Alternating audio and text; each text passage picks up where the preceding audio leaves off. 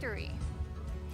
And 2 weeks after announcing its private equity firm, Maharlika Investment Corporation makes its third investment, this time in the Makilala Mining Company, the local subsidiary of Australia-listed Celsius Resources.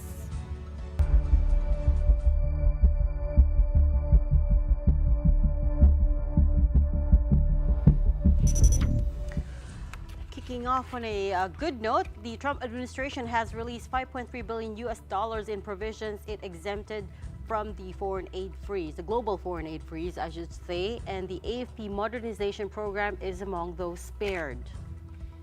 It was Reuters who first reported on the exemptions, which was verified by Philippine Ambassador to the United States, Jose Manuel Babe Romualdez. In all, 243 programs were given the green light by the Trump administration, majority of which are related to security and counter-narcotics. The lion's share of the U.S. aid goes to initiatives pushed by the U.S. State Department's Bureau of Political Military Affairs that oversees arms sales and military assistance to other countries and organizations. Also getting the green light for funding are programs by the Bureau of International Narcotics and Law Enforcement Affairs meant to help fight drug trafficking. That same agency gets financial boost as well when crafting databases to track migrants, identifying possible terrorists, and sharing of biometric information. Now, as for the amount approved for the Philippines, $336 million for the modernization of the armed forces, which is just a portion of what was committed under former President Joe Biden. Other waivers include $870 million for Taiwan. Now, Ukraine got a much smaller pot at just $21.5 million, though it's not clear if there's other funding freed up elsewhere. In a statement, Foreign Affairs spokesperson Maria Teresita Daza says both countries, meaning the Philippines and the U.S., are committed to the treaty alliance and to efforts to further strengthen our defense cooperation and interoperability. Daza ended with, "We will continue to engage the U.S. government on the importance of our bilateral work in supporting our shared goals and priorities." Meanwhile, humanitarian programs received very limited aid. The biggest by far is the $500 million funding for the United States President's Emergency Plan for AIDS Relief, or PEPFAR for short, which mainly funds healthcare services in Africa. That pales in comparison to the previous annual budget of $6.5 billion. Meanwhile, USAID got only less than $100 million compared to its $40 billion annual funding before the freeze. It included $78 million in non-food assistance for Gaza, while a separate $56 million have been allocated for the International Committee of the Red Cross, also in connection with aid as the Israel-Hamas ceasefire holds. Elon Musk and other Trump aides have laid off more than 10,000 workers and dismantled programs throughout the U.S. government, from the Department of Education to the Centers for Disease Control and Prevention, according to Reuters. The Pentagon is now working to cull employees as well, with tens of thousands in the line of fire. Now, bottom line, it is simply not in the public interest to retain individuals whose contributions are not mission critical. In other news, Philippine Defense Secretary Gilbert Gibo Teodoro welcomed Japan's Defense Minister Gen Nakatani to Manila today, with both sides committing to maintaining peace and stability in the Indo-Pacific region. We share also the common cause of resisting any unilateral attempt to reshape the global order without the consent of the participants of this global order and the attempt to reshape international law by force. The security environment surrounding us is becoming increasingly severe, and that it is necessary for the two countries as strategic partners to further enhance defense cooperation and collaboration in order to maintain peace and stability in Indo-Pacific amid such a situation. Tokyo sees 3 areas that it can work with Manila on to boost defense cooperation. First is operational cooperation, which includes high-level meetings and information sharing. Second, an educational exchange for the military that covers Filipino soldiers training in their National Defense Academy. And third is military cooperation through the modernization of defense equipment and technology. For his part, Teodoro says he hopes Japan will finally ratify its Regional Comprehensive Economic Partnership or Free Trade Agreement with the Philippines. Later today, Nakatani also paid a courtesy call on President Bongbong Marcos at Malacanang. Marcos said he hopes the visit will further strengthen the defense cooperation between Manila and Tokyo. The Japanese defense minister responded by saying that the two countries have been making great developments in the areas of defense and security cooperation under the current administration. On Sunday, Nakatani also took time to visit Wallace Air Station in San Fernando, La Union. This military base serves as home to a radar surveillance facility which Japan has loaned to the Philippines.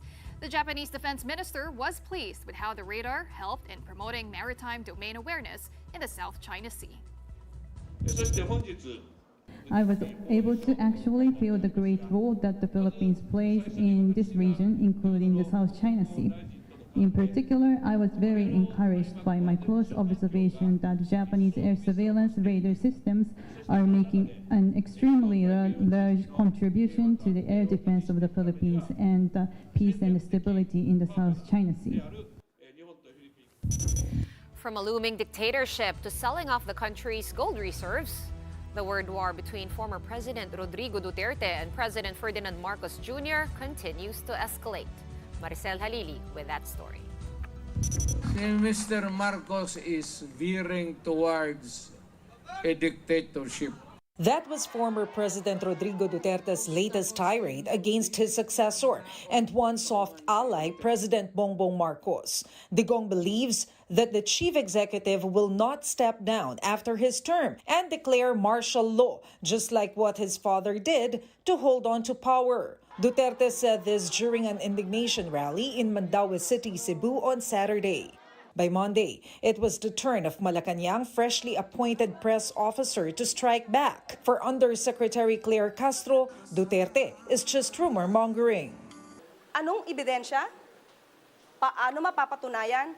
Katulad na sinabi ko, hindi tayo pwedeng maniwala sa mga pang-iintriga lamang na walang ebidensya. At ito naman, siguro naman ay natatandaan ninyo, nung panahon ni dating Pangulong Duterte, inamin niya, fiscal pa lang siya, expert na siya sa pag-intriga at pagplanta ng ebidensya. Castro also turned the tables on Duterte and accused the former president of being bent on regaining position and power in government. So alam na natin kung saan ang punta nila. Gusto nila ulit makuha ang power, ang authority, ang posisyon. Castro also had this to say about Duterte's claim that there was no transparency on the sale of the country's gold reserves, which led to the peso's decline. Hindi pa to campaign joke ulit ni dating Pangulong Duterte? Hindi ba tayo nasanay dun sa jet ski promise niya? Na nung naniwala tayo halos sa mga sumuporta sa kanya, tinawag tayong stupid. So pag naniwala ba tayo ulit sa sinasabi niyang ito, baka mapagkamalan niya tayo ulit at tawagin tayong stupid.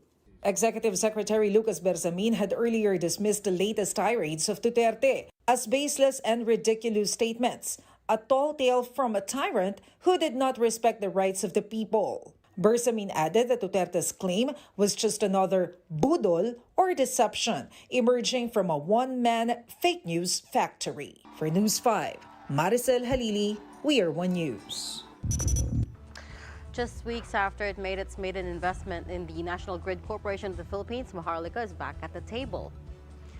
This time, it has signed a binding term sheet for a $76.4 million bridge loan to Makilala Mining Company, which is the Philippine affiliate of Australia-listed Celsius Resources. Makilala operates the Maalinaw Kaigutan Biyog Copper Gold Project, or MCB project for short, in the Cordillera Administrative Region. That project was granted a 6-month extension by the DENR last year to provide proof of financial capability. So this funding from Maharlika Sovereign Wealth Fund will go towards a feasibility study, front-end engineering design, and early development work. This comes just 2 weeks after President and CEO Rafael Consing announced that the fund was teaming up with Thai conglomerate Charawan Pokpan to raise up to $1 billion for a private equity fund. Shares of Celsius Resources in Australia jumped on the news. As of 6 p.m. Manila time, the penny stock was up more than 36%. And Celsius Executive Chairman Julito Sarmiento said the investment reflects the Philippine government's commitment to critical metals and responsible mining. Shifting gears, DPWH Secretary Manuel Bonoan says the EDSA rehabilitation project will likely begin in the second half of March. He said this during an interview with our sister program, Ted Filon and DJ Chacha. Nung una po kasi inanunsyo ng MMDA na target pong simulan Marso ngayong taon, ito pong EDSA rehabilitation. Nagkaroon po ba ng pagbabago sa magiging schedule? Nagkaroon po ba tayo ng changes sa timeline or it will still start on March? But sometime in March actually yung namin, umpisa na namin para we take advantage of the good construction weather para mas mapabilis po yung paggawa namin ngayon. Oo. Sekman, I think within the second half of March siguro, I think, estimate ko yun. Originally, it was supposed to be in the outer lane, yung may mga drainage. Pero kasi maraming dito, mga facilities. So, as we are doing yung inventory ng facilities and how to design yung drainage system dyan, so unahin na muna namin yung walang problema like yung sa bus, yung inner lane which is actually the bus lane na except sa stations nila.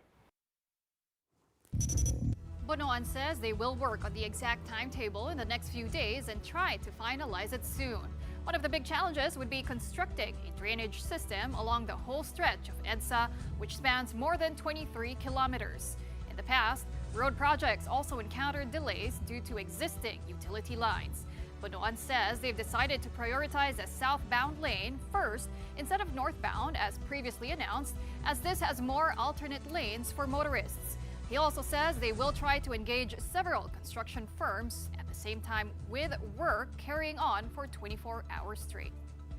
Southbound muna. And ito nga yung ini-schedule namin kung saan yung mas madali ng konti na gagawin. Yung may mga, halimbawa, meron yung mga segments na meron yung pwede gumamit ng alternate routes muna. And then, yung mga medyo difficult sections na wala talagang alternate route, yun ang ihuhuli namin siguro, Ted. Yung mga ganun yung arrangements na ginagawa namin. I think 24 hours and there will be, titingnan namin kung we can employ or we can actually engage several construction segments actually all at the same time. Yung hindi masyado nakakaabala ng traffic para mas mabilis. Opo. So, kasi meron din kaming timetable na inahabol kasi because of the ASEAN meeting dito sa Philippines in 2026. The big question is whether they were going to make it in time for that. We don't have specific dates yet for the ASEAN. And yes, the Philippines is hosting it in 2026, but, and if I understood Secretary Bonoan correctly, he said it will take 1 year approximately just for southbound alone. And the reason they're focusing on southbound first is because mas may alternate routes compared to the northbound lane. So I don't know if that means they're gonna do it simultaneously because both lanes have to be repaired, right? Or else walang kwenta, di ba? I remember also the last time we talked to Sec Bonoan, we had to like kind of eke it out of him that it was actually the working deadline was actually for ASEAN 2026. Yes, at that correct. time, we had just gotten the hosting announcement because it wasn't supposed to Correct. be. At that time, we were talking about the major flooding issue because it was at the height of the back-to-back typhoons. And yun nga, we saw how EDSA turned into a river. And true enough, as he was saying, and that soundbite that we heard, mahihirapan yung drainage. Diba? And that's part of it. The drainage along 23 kilometers. Well, we'll see if 24 hours of continuous work will be effective for them, even with this timeline. Let's put it this way, if they're able to do it at that speed, then we'll always hold them to kaya nyo pala. I don't know.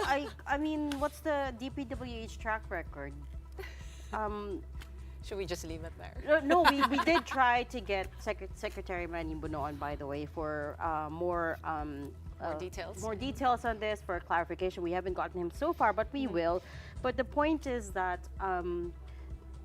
this major undertaking is expected to start mid to late March. It's already March at the end of this week. Why do we not have a timeline yet? Can I add Because to that? it's affecting thousands and thousands of commuters every single day. On top of that, there was talk last year that we have to repair for seismic considerations. Yes. Guadalupe Bridge, which is yes, supposed to be correct. by Yes. October.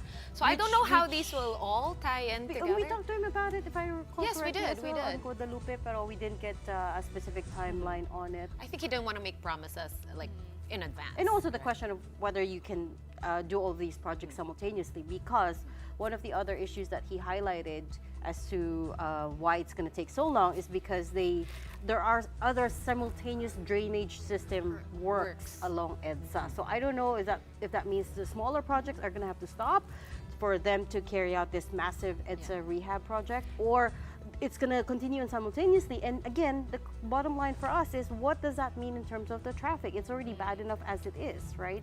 The other thing I did kind of note from our last conversation with Sekvani was that this repair is sort of kind of like getting plastic surgery. It's kind of an aesthetic thing, or the top, right? The major consideration, I think it was mandated by the president. He said it's really matagtag and it's really hard to text. That was the peg. The peg was, ang hirap di ka makatext sa cellphone dahil like that. Well, to be fair, may official name siya. It's called the CTMP, Comprehensive Traffic Management Plan. So that's the official name for it.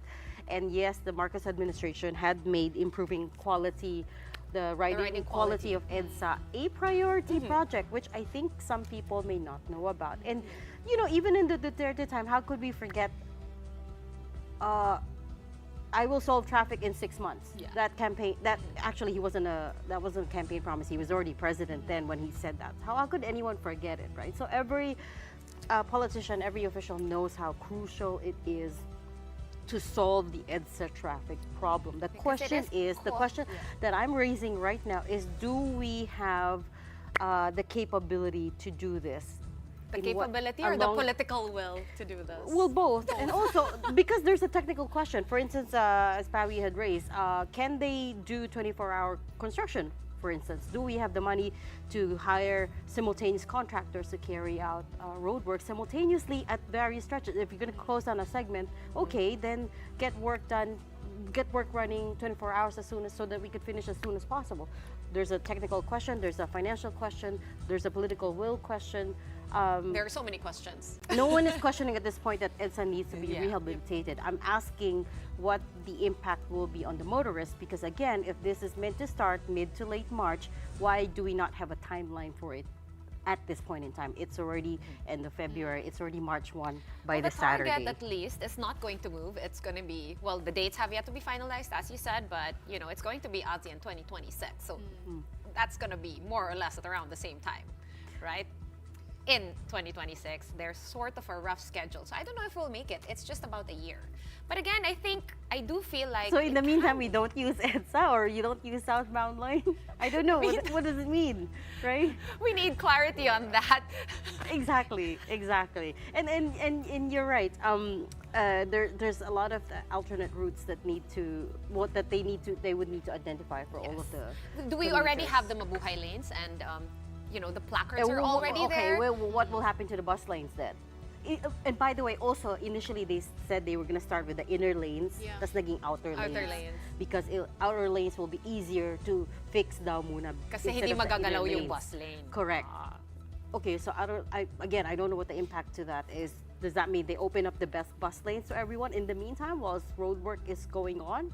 I don't know. Suppose that's one of the things you have to put on your As someone who uses list. EDSA every single day, I have a lot of questions. I'm sorry, but we'll try to put that to DPWH Secretary Manny Bonon. Also, by the way, this is a joint project between DPWH, MMDA, and DOTR, newly installed Secretary. But it will DOTR Secretary Vince Dizon, if you are watching us, please. It will also involve all the LGUs that EDSA passes through, and Correct. that's kind of almost all the Metro Manila LGUs. Correct. But as if we don't have enough bad news for Metro Manila motorists, I'm so sorry in advance, because tomorrow there will be another fuel price hike.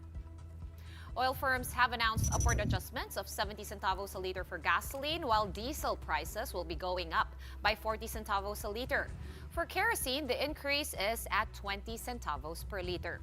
These adjustments are more or less across the board, with all the biggest companies, Caltex, Petron, Shell, and Sea Oil, implementing the same tomorrow, February 25 at 6 a.m. Clean fuel will be hiking prices a little later on in the day at 4:01 p.m. This is the second straight week of oil price hikes, with the Department of Energy citing the ongoing war between Russia and the Ukraine as a factor. Lots to look forward to as a motorist, huh? Exciting times. As a Metro Manila motorist. Vince Dizanda was right. The solution to all of this is mass transport. Well, that's like a 10-year solution. Maybe more. That's 10, 15-year solution, right? And already, yes, we know the subway work is underway. Pero yun nga, in the meantime, what do we do? I don't know. He's got his work cut out for him. In the meantime, we're going to take a quick break first. But coming up is another question of whether or not Vice President Sara Duterte's impeachment trial can proceed while the Senate is in recess. UP College of Law senior lecturer attorney Paolo Tamase shares his insights when the big story returns. Keep it here on One News.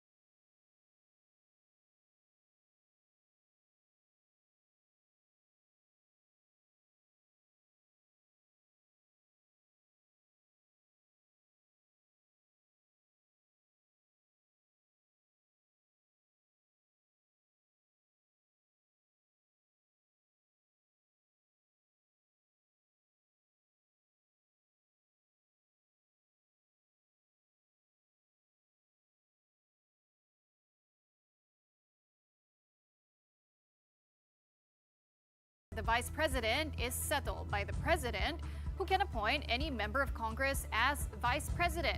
This is, however, subject to the approval of the members of the Senate and the lower house voting separately. In an interview with the Philippine Star's online show Truth on the Line, Senate President Cheese Escudero said he is not interested in the position. Escudero went on to say that delicadeza dictates that senator judges in the upcoming impeachment trial reject the offer to become vice president. Escudero also reiterated that he would not give in to pressure to either delay nor fast-track the impeachment proceedings. If you ask me, I'm not interested, and it would be not good to look at. Kung magpapasa kami laban halimbawa sa kanya, at tapos isa sa amin ang papalit, siguro it would be more prudent for those who voted to, if at all remove the Vice President, to decline any such offer or nomination. All right, here to discuss more about the impeachment and the mechanics of it, of Vice President Sara Duterte, is we have attorney Paolo Tamase. He is an assistant professor at the UP College of Law, where he specializes in constitutional law, among others. He is also the author, the primary author of the primer on impeachment. Good evening, welcome to the Big Story studio. Thank you for having me. Yes, thank you so much for coming to our assistance tonight. Yes. Well, no, but maybe you should answer that question first on the vice president, the story that Paui just read. It's not automatic that the Senate president or even the House president or House Speaker becomes vice president. Should the vice president get removed from office, right? Yeah, it's absolutely not. So we don't have an acting vice president in our system. And what the Constitution provides is if there's a vacancy in the vice presidency, the president gets to appoint from the Senate and the House. And I just want to point out that I think Senator Escudero said something about delicadeza in the process. The only time that, from my recollection, we've had the vice presidential succession was during Gloria Macapagal-Arroyo's succession to the presidency. And the vice presidency was in fact filled up by a senator who did participate in the impeachment trial of ERAP, and that was Senator Gingona. He was also the minority leader, I believe, at But that he time. wasn't Senate president at that time, you're right. Yeah, he wasn't. He So, was the minority. He was in the minority at that time. so the succession of the Senate president only really happens if both the presidency and the vice presidency are vacant. So if only one of them is vacant, then the Senate president doesn't actually succeed to that position. And it's a very temporary stopgap measure until a next president can be elected by the people at large. So the Constitution makes contingencies for that situation.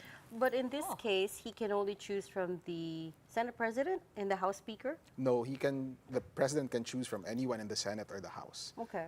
And that choice has to be ratified, confirmed by separate votes in the House and the Senate. Okay, This all is when along we I talk thought about it was just the two houses, the two heads of Congress. I thought it was just the two heads of It Congress. was anybody. Anyone. Yeah, Okay. anyone. Anyone from Congress, it has to be ratified by both, by majorities in both houses, voting separately. Remember when voting separately became an issue Yes. as well?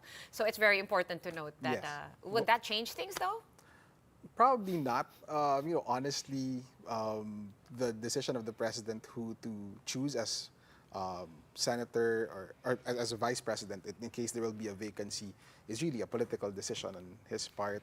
And typically, at least in the time that it was filled up by Senator Gingona, there seems to have been a support from both the House and the Senate. So there seems to be a lot of deference to the president's decision on who to select as his vice president in this situation. In this case, from what you can see, he should have a lot of leeway too, right? It's not like people are jockeying to become vice president, right? Yes, generally. So based on experience, there seems to be, people coalesce around the decision or the choice of the president. Right. Okay, so we invited you here because you guys hosted a very interesting 3-hour forum last week at the UP campus talking about the impeachment and how it may be carried out. And I'd like to begin by tackling this very same questions that you raised. So if I could just, maybe you could flash the question on the big screen behind us so that everyone can see. So the first question is, can the 19th Congress call a special session and start a trial while in recess? There's been much debate over this. If we could just flash the graphic on the big screen behind us, not full screen, so that we could discuss it whilst the question is up there. But there's been a lot of debate over it, right? Right. We've heard from both sides. Where do you and what do you guys think? And in UP College of Law is of course the birthplace of a lot of the smartest, largest legal minds in the country. Wait, but before you answer, Attorney, can we break it down into two parts? Because this question is actually two you questions. carry over. Yeah. So You it's cross about over the pala. special session. Yeah. I mean, that is also being debated. Can they call a special session for impeachment or not, right? And can they start a trial while in recess, not just pre-trial? All right. So whether the 19th Congress can call a special session, so there were two sides to this position. I think, on the whole, whether the Congress can be called to a special session by the president. The entire panel that we had, Senator Gilon, Justice Carpio Morales, Commissioner Sarmiento, Professor De Vera, and Professor Ted, they all agreed that the president could call, even if it's not for a legislative purpose. Oh, okay. But whether Congress can itself call itself into session, that one isn't really settled. Typically, the Constitution provides that the Senate and the House meet in an agreed schedule for both chambers, and it's the president who calls a special session. But On the second question of whether the Senate can start a trial while it is in a legislative recess, the panel was split there. So you had Commissioner Sarmiento, who is a member of the framers of the 1987 Constitution. He was part of the Constitutional Commission. His view is that, forthwith proceed, which we've talked about in the last time I was here, commands the Senate to meet, even in a recess. The rest of the panel wasn't too hot on that interpretation. I think their point is that forthwith proceed just means start the trial as soon as possible, but that it accounts for special circumstances, such as in this case a recess. And so for them, the Senate has to decide or has to come to trial immediately as soon as the Senate convenes again, but it does not have to do it during recess. So the panel was quite split on that. As for myself, I'm a bit, really in the middle on this. I haven't really formed a position yet. I tend to lean a little bit on Commissioner Sarmiento's side, that forthwith proceed means something in the constitutional text. But I'm also aware of the realities of how difficult it is for the Senate to meet legally while they're still in recess. But wait, sorry, on the first part, they can call a special session even if it's not a legislative matter. That's in the Constitution? In the Constitution, it says that the President may call for a special session at any time. And It doesn't have to be legislative. Yeah, it doesn't limit. Qualify. It doesn't qualify. About what? About the reason for it. And Senate President Drilon pointed it out in the forum.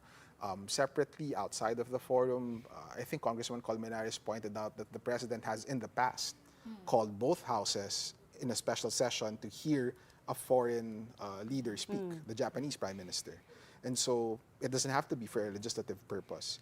But whether Congress can itself call its own special session without the President, that one I think is, not I wanted really to focus settled. on that one, Attorney, because as we know, congressional sessions are dictated by the Constitution, right? It basically dictates when you start, when the breaks are, how all of that.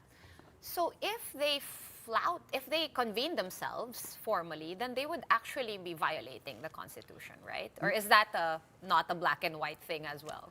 Not necessarily. So the Constitution mandates when they have to start and when they have to end. But the breaks in between are purely the practice of the House and the Senate. And in this case, they've decided on this calendar at the beginning of the 19th, I think the beginning of the session last year. So the intermittent breaks are really the call of the House and the Senate deciding together, but the mandatory start and the mandatory end, that's in the Constitution. And we're currently in one of those intermittent breaks.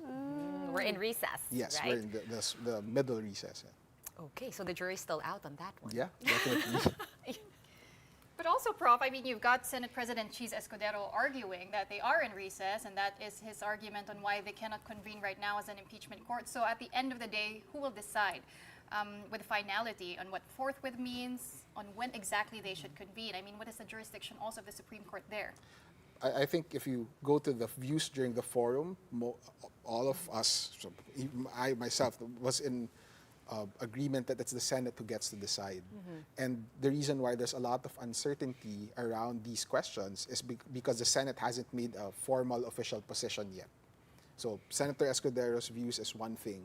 As the Senate President, he certainly has weight, but the Senate hasn't decided yet on these questions. And the way that the Senate would decide would also trigger the independent judgment of the other branches of government as to whether they will respect the Senate's interpretation of the Constitution or they would have their own. And therefore, really, it's the Senate's first call, and probably the most important verdict might be the Senate. That seems to be like my main takeaway after watching the live stream of the UP College of Law Forum. My takeaway was that, I mean, people are right. The ball really is in the Senate's court, and so much of the calls have to be made by the Senate. Would that be a fair assessment? Yeah, that's a very fair assessment. Although that said, the fact that the ball is with the Senate not right now doesn't mean that people should not be engaging in an intelligent discussion of how to interpret the Constitution. So I think another point I've made before is that the Constitution is the people's document. We get as much a say about this as lawyers do, as senators do, as Supreme Court justices do. And therefore, the forum was really an opportunity to bring out all of these views on these novel questions and let the Senate eventually decide, but hopefully in an informed manner, knowing all of the pros and cons of each argument for what they're about to do. Actually, I was telling my co-anchors about it. I was telling them about the closing speech of Attorney John Molo, whom you know very well. He said something along the lines of, yes, it is the Senate who will vote, but ultimately it is the people who will decide, who will judge. Yes. And which, speaks to your point now. The Senate is very sensitive to what the people are saying. Definitely. You see that in the Estrada impeachment. So that first impeachment trial in our country's history, you get to see how the Senate was weighing evidence, was looking at the law.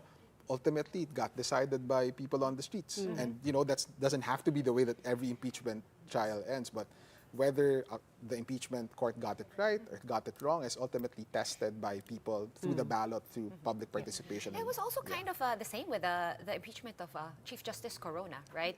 In the beginning, they always say this, in the beginning, only a few senators were in favor. But in the end, there was, of course, a lot of public pressure. And we do know that those that are sitting in Senate right now, they more or less probably are looking at the executive. For a spot at the executive. And having said that, though, how much jurisdiction does the Supreme Court have? Everyone's looking to the Supreme Court to referee, to kind of give some sort of a final word on this. But we'll save the Supreme Court question for last. later. Let's get through the second question. Okay. So, now, in the event the impeached resigns before conviction, does the trial get terminated, and will the consequences, or should the consequences apply? That's the second question in your forum. Tell us your takeaways from that. I'm surprised that in the forum, I think everyone answered that the trial doesn't necessarily have to end. The ball is with the Senate now, and therefore, and Senate President Drilon pointed this out, because the Constitution says that the Senate is the sole judge of impeachment, of trials in impeachment, then it's the Senate who gets to decide when it will end trial. And that follows American precedent. We've talked about it before. And I think I was surprised that everyone on the panel agreed with it, that the Vice President's resignation doesn't necessarily result in the termination of the impeachment trial. But back here in the Philippines, and the few impeachment trials we've seen, Senate has never chosen to continue with the trial after resignation of the impeachee. Yes. So I did ask that question to Senate President Drilon. He was a great resource because he's the only person who's really been on both impeachment trials who we could get at the time. He sat through two. Yeah, both the Estrada and the Corona trials. And I did ask him, why did you decide to terminate the Estrada impeachment then? And his view was that it was a political decision to get the country to heal and come together. And that, again, highlights the political character of impeachment. If the Senate is the sole judge of impeachment contests, then the Senate gets to decide whether it will still continue or not. On the other hand, if you look at all of the other cases where there were impeachment complaints filed but did not proceed to trial at all, Ombudsman Gutierrez, Chairman Andy Bautista, I'm not sure if the complaint was even transmitted to the Senate at that time.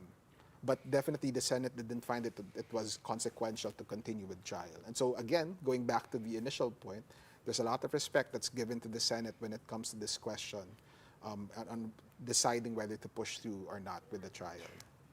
But whether they decide either way, the consequences will apply? There are two penalties, right? There are two consequences. One is removal from office. Number two is permanent disqualification. As we know, people are more interested in the second one, whether that second consequences will apply. Yes. Should she get impeached? So convicted, the view of the panel is actually informed by that second consequence. Everyone in the panel mentioned that there were two consequences in impeachment, and therefore there's a reason for the Senate to continue, even if the official resigns. And in this case, if Vice President Duterte resigns, the panel during the forum thought that it gets to decide whether she's fit to hold any public office, even after the vice presidency. But the bottom line is the Senate gets to decide. Again, the Senate gets to decide. Okay, so much power. You would think that there's something in the Constitution that says if the person resigns, then you must carry on with the trial to see it through to the end, and then, decide from there. You would think there'd be something in the Constitution, but... Well, the Constitution, as worded, we have a pretty long Constitution compared to, let's say, the United States. Yes. But it's still a very bare bones document. And it's designed really to adjust to the political and policy realities of the day. And so this was just one of those questions that the Constitution left for Congress, for the Senate, for the House, for us to decide at a particular point. But it was so important, one important thing, we have been talking about the word forthwith, and apparently it only appears in our Constitution, not in the U.S. Constitution, which our Constitution was patterned off. So I was So just who put that in? Who put in that word? Maybe Commissioner Sarmiento had some input. He talked about it, and I think the feedback was that from Commissioner Sarmiento was that there really was an intent on the part of the Constitutional framers. Commission, the framers, to ensure that there would be no undue delay in the trial and in impeachment proceedings. You have to go back to the history of the Marcos era impeachment, where in the first Marcos administration, where there were so many procedural hurdles that Marcos allies were able to use to defeat impeachment complaints during martial law, immediately after martial law. So the framers thought of lowering the required number of votes to convict, lowering the required number of votes to impeach, and probably included forthwith as well in order to tell Congress to speed up the proceeding. When it comes to forthwith, and going back to, I think we touched on this earlier, some say there's an amount of reasonableness that goes with the as soon as possible message of the word forthwith, right? Meaning the reasonable means the schedule, the predetermined recesses, etc., etc. Because we are divided, people, right, are divided about that. How do you think it's going to fall, honestly? Because it's now up to the Senate gauging, right, Filipinos' reactions, our feelings, and which side we're on, and what we are inclined to pick if we were the senators. I think that's kind of their mindset, and trying to read our minds. Your thoughts? I think that, in terms of interpreting forthwith, the Senate would be motivated by reasons outside of the law. And that's not unconstitutional or wrong at all. Right? Again, the Constitution gives them a lot of leeway to decide to interpret these provisions. I think on the whole, accountability requires that they move quickly. But there's also a recognition that this is a political process. And therefore, and it's conceded by the speakers of the second panel that we had, who are the counsels for the House and Vice President Duterte, that the people get a say in this proceeding. Yeah. So insofar as the Senate is biding its time to gauge public opinion, that might be a valid reason, in my opinion, but there's a limit to that. Because you can never really know public opinion short of an election. And because the Vice President is not up for election, then any result from the upcoming elections would be speculation as to whether it's really driven by support of the Vice President or something else, or the sheer popularity of the candidates. Yeah, well, Professor, since we're talking about the timeline, let's say this does happen in the 20th Congress, with SP Escudero saying it might be taken up after the SONA in July already, meaning there are already a new set of senators, new Congress members. What's the validity of that? I mean, help us understand, because you've also got some groups saying, some critics saying, it's not valid because they'd be having a fresh mandate. The senators will also, you have got new senators elected already, so it's not the same 12 that was in the 19th Congress. So this was one of the questions that the panel was also split on, because I think they weren't sure about, or nobody's really sure about whether the Senate would still have the authority to continue. So there are two views currently. One view says that the Senate would get to continue because, as Senate President Rilon pointed out, or his view is that the Senate is an independent, the impeachment court transcends the Senate. And therefore it can continue even if the present Senate goes away and a new one is elected in the coming election. I think the other view, and that's really an accountability view, right? The idea that you should hold the Vice President accountable and therefore it should transcend the typical end of the term of the Senate. The other view is founded more on a democratic view of the Constitution, in the sense that, or the impeachment process, in the sense that when elections happen in May, that reflects a popular choice to elect different people. And that choice, or the choice of the people who will succeed the current Senate, should not be bound by the past Senate's decisions on whether to proceed to trial or not. So again, the jury is out. And if the question really is, so what's going to happen? it's the Senate again who gets to decide. So I was going to say, who gets to pick? So it's I still think the all Senate. the questions will Yeah. only be answered by the Senate. The Senate will throw out the hypothesis, and then it's the rest of the branches of government and political actors will contest that hypothesis, and ultimately it's ultimately it's the Senate who gets a first crack at this. Let's I was get to the checking- third question. No, before we move there, just one quickly, because this was interesting. I was talking to Attorney Tamase earlier in the holding area, and I asked, okay, so if the 19th Senate moves and they decide on the rules for this impeachment, will the 20th Congress be bound by the rules of the 19th Congress? And his answer was No, they can get to decide their own rules. The Senate is not bound by the rules of a previous Senate. Of course, that raises all sorts of questions about typically About the case, like, do you Yeah. start over? and does the impeached official, right? Is her due process rights violated by that sudden change in rules? So it opens up a lot of questions if it crosses over to June 30. I told you it was interesting. Third question in your forum. Is there a standard of evidence in impeachment trials? Should there be? And one thing that I found interesting with this one is apparently the bar is set lower. There doesn't have to be proof beyond reasonable doubt. Talk us through it. Yeah, so for the information of all of the viewers, the quantum of evidence is this legal fiction threshold for a judge to decide whether to grant a relief or not, right? So if it meets that threshold, then a case is won or lost based on the judge. But you see how it's so confusing to hear. I'm just saying legal definitions. Imagine a person who is not trained as a judge getting to decide that.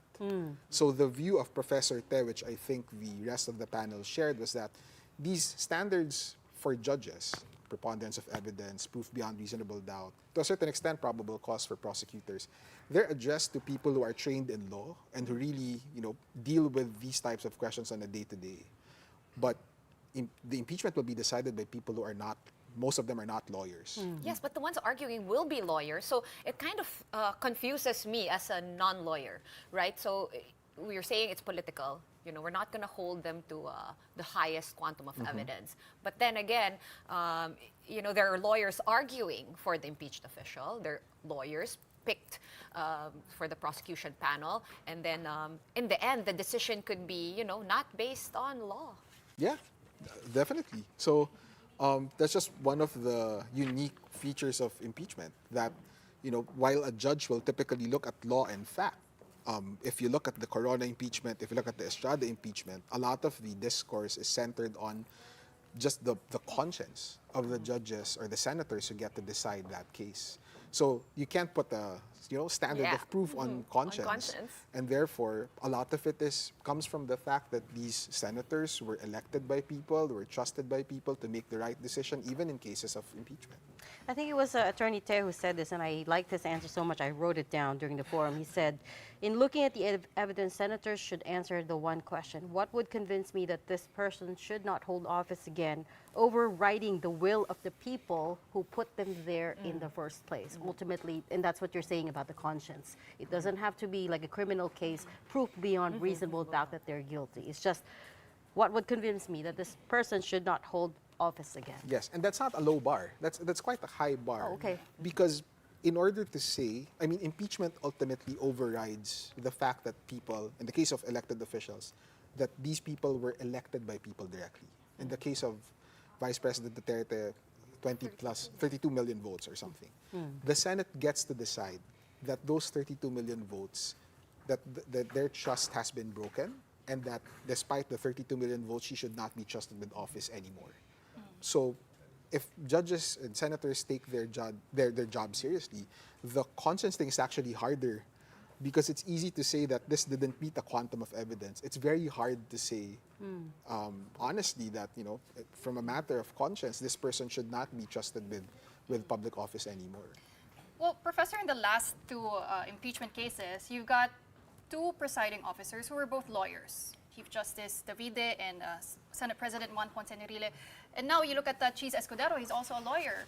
Does that influence how he will preside over this impeachment trial? It does, in the sense that you can trust that there will be a little more procedure and order than if it were a non-lawyer sitting as Senate President. So, but you can look at it really more of as like basic rules or heuristics, right? Who gets to say first, who gets to decide these objections. The Estrada and the Corona trials were aided by very competent lawyers. So Senate President Enrile and Chief Justice Davide. Senate President Escudero is also along those lines. He used to be a faculty member of the College of Law as well, so he would probably know the procedure. So more procedural. Yeah, it definitely will not be, the determinative factor in the impeachment. But in terms of just getting the proceedings orderly, then he would contribute to that. Okay, we're running out of time, but we still do need to get to the last question, which is what Shawn was asking earlier. If a case is brought to raise these questions, may the Supreme Court step in? I think there's no question that the Supreme Court would have the authority to step in. No, it would have jurisdiction for whatever grave abuse of discretion the House and the Senate would commit or had committed. But whether it should step in is a different question. So it's a conscience thing for them too? Well, not exactly like that, but more of to decide whether these questions should be decided by judges and not by politicians and the people themselves. So that's what we call justiciability, and really the familiar term is the political question. So the courts typically don't decide those questions. They leave it to the political branches to decide. And I think the panel in the impeachment forum was quite split. Of course, Justice Carpio Morales, who wrote a famous decision on this, did say that the court had the discretion to step in. Senate President Duran was more of to the point that the court should stay clear and let the Senate play its role in this impeachment. I'm going to reiterate a question that Senator Dulon raised during the forum. He did ask, what happens if the Senate does not follow the Supreme Court? Will there be will they be declared in contempt? What are the consequences? And can they not follow the Supreme Court? That's exactly what the political question is. So the court tries to avoid that type of determination because it will be forced to reckon with its own legitimacy. What if the Senate doesn't follow the Supreme Court? And that creates a constitutional crisis of sorts.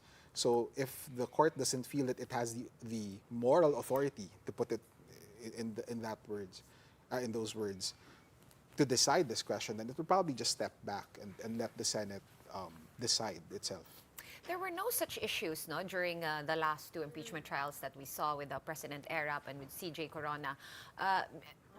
Correct me if I'm wrong, but there was no hotly debated Supreme Court, try the last-minute save going on there. There was one in the Corona impeachment, at least as to the secrecy of the bank accounts. The U.S. dollar accounts. Yeah, the dollar account. So that was raised in the Supreme Court. The Supreme Court actually issued the TRO. People forget it now. So, and the Senate decided to respect it, but not without having a procedural vote on it. So that shows that while the court does get to weigh in quite authoritatively on this question, the Senate is not just going to follow the Supreme Court blindly. It's going to look at the decision of the court and decide on its own whether it will respect it or not. So kumbaga noted. Yeah. In that case, sorry, we're fast running out of time, but I just have to squeeze in this one question. All along, we've been talking about the impeachment process, but can I take you a step back and look at the process of the initiation of the impeachment complaint? Because that's another issue, and we've heard both sides of it. The last person we spoke to about it was some of the House prosecution panel members, and then they reacted to what Attorney Israelito Torion said. Attorney Torion is part of a group of Mindanaoan lawyers who are asking the Supreme Court to declare null and void the impeachment, saying that it was defective on technical grounds. It did not go through the correct verification process, and it violated the one-year prohibition rule. What are your thoughts on that? Just very quickly, about a minute. Yeah, I kind of disagree with Attorney Torion's point on this. So, Dean Torion's point, I think his case was that there were mandatory periods in the Constitution that the Senate, or that the House rather, did not follow. And therefore, that means that all of those prior impeachment complaints should be considered as filed, if I understand the case correctly.